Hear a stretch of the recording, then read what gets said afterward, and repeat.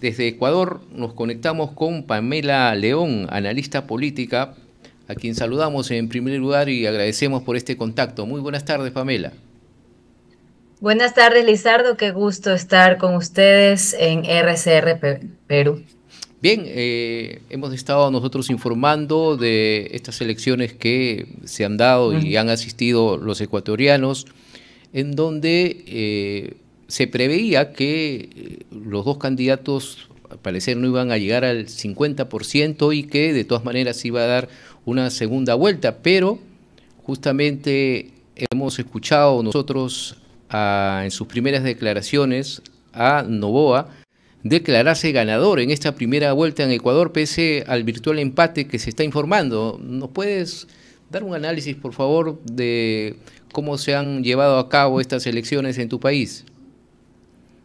Lizardo, con todo gusto. Primero, es interesantísimo establecer un poco esa idea posicionada desde ganamos en primera con el 50+1, pero no porque necesariamente nace desde un discurso que se sesga, sino porque hay una decisión matemática que avala una vocería y que produce un discurso como este. ¿A qué me refiero con esto?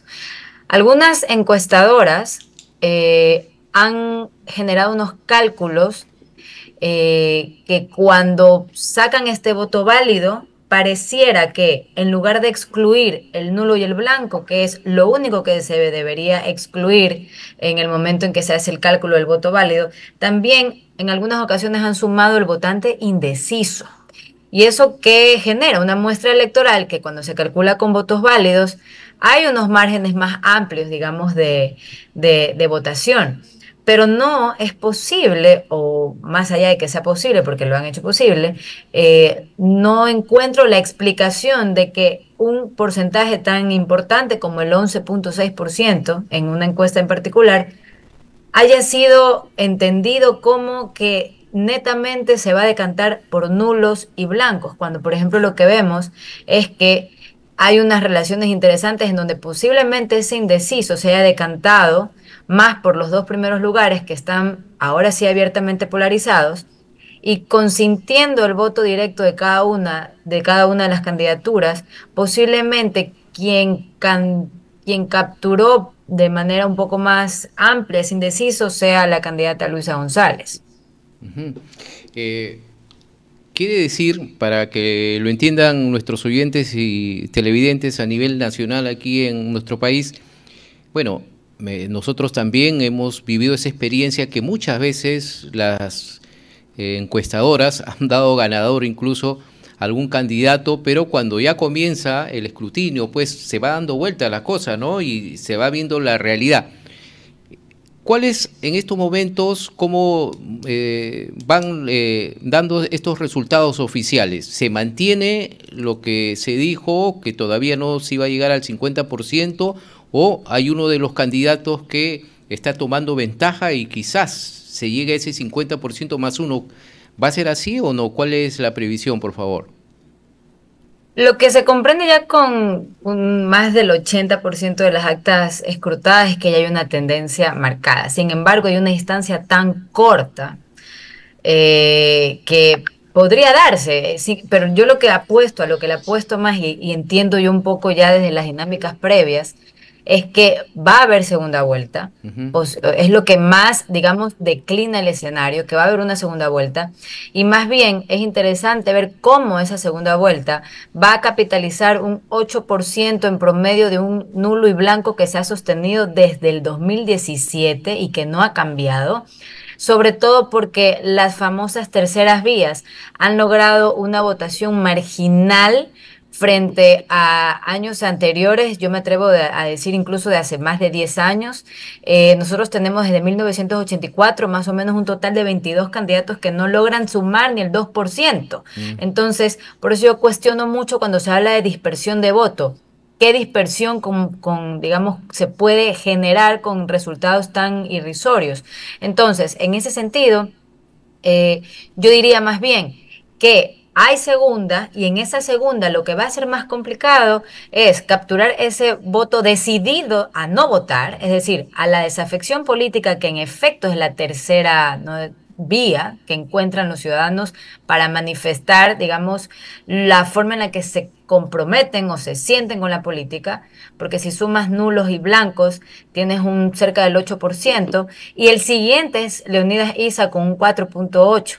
Entonces, necesariamente, la tercera vía no la logran tangibilizar los candidatos que están en los siguientes espacios. Sin embargo, el voto de Leonidas Issa, que es cerca del 5%, sí que puede ser, digamos, la joya de la corona, por decirlo de alguna forma, sobre todo para el correísmo, considerando la brecha tan corta que existe entre ambos candidatos, y sí que puede significar que pueda tomar una porción de ese electorado que no necesariamente es endosable o extrapolable solamente por pertenecer a un espacio de izquierda, que además ha sido manifiesta la distancia que ha tenido Pachacuti con el correísmo, así también como el resto de candidatos de izquierda que no han logrado consolidarse con el correísmo. Ujú. Por eso va a ser interesante cómo se trata de capturar ese votante Va a ser de una Leonidas. campaña en segunda, si es que hay la segunda vuelta, va a ser una campaña durísima, ¿no? Una lucha de voto a voto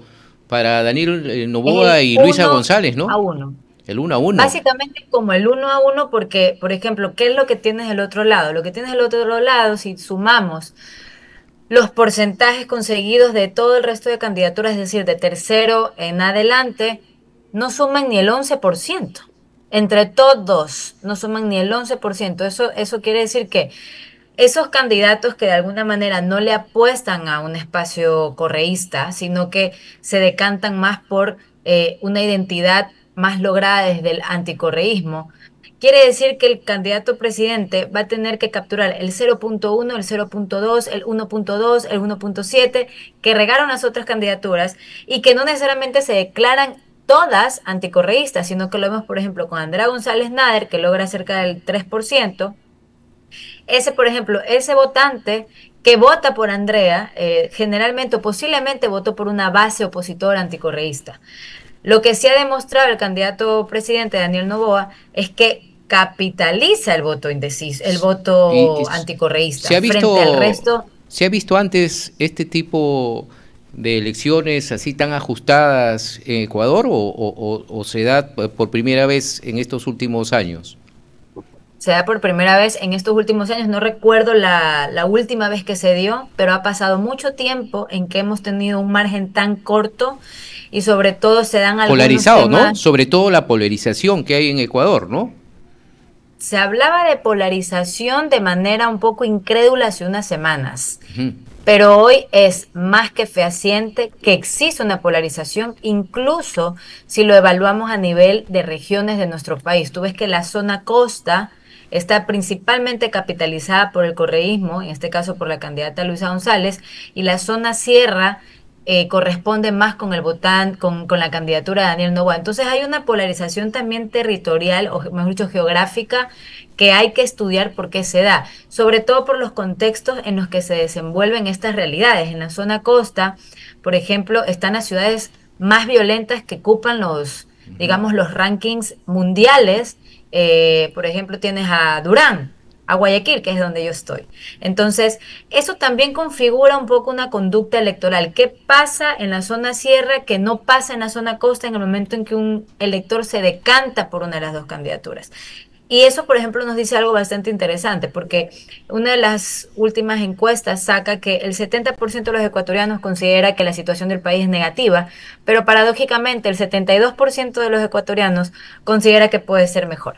Entonces, esas polarizaciones contextuales también se dan, que claro, es entendible, frente a un proceso electoral, digamos, el espacio de esperanza es un poco más dable, pero hay también unas polarizaciones no de carácter, digamos, electoral, pero sí de carácter contextual que pueden estar movilizando de manera distinta y tajante a ese elector. Claro, y ahora en esta segunda vuelta se va a tener que profundizar en temas que seguramente piden que se mejore los ecuatorianos, nuestros hermanos ecuatorianos, por ejemplo, en lo que ha sido este deterioro de la calidad de vida y de los también temas de inseguridad, ¿no? Que han aumentado terriblemente en Ecuador. La seguridad ocupa el 40% de la preocupación del ecuatoriano en las últimas mediciones. Lo curioso es que esa medición no cambia mucho de la elección anterior.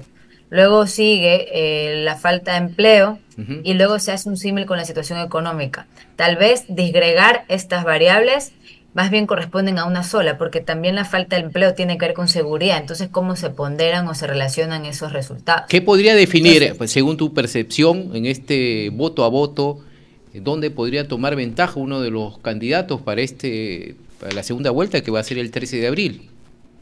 indecible, sobre todo por la estrecha, digamos, el estrecho margen de diferencia y porque ha pasado también otro tema interesante, que es que el correísmo rompe su techo histórico, del histórico electoral. Entonces, estos fenómenos, porque diría que son fenómenos, estos fenómenos que se empiezan a generar o que se empiezan a sentar en esta candidatura, en esta campaña electoral, creo que hace que también los medios y las encuestas tengan un poco más de rigor en el momento de enmarcar Ujú.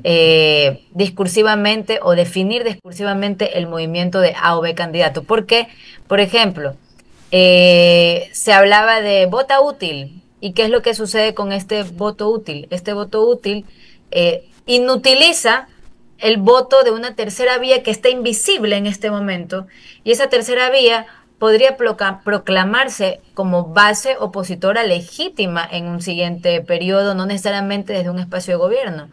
Por eso comento que es un poco complejo establecer, le va a favorecer a Daniel, le va a favorecer a Luisa, porque existen unas fragilidades en el elector que creo yo que no han sido recogidas.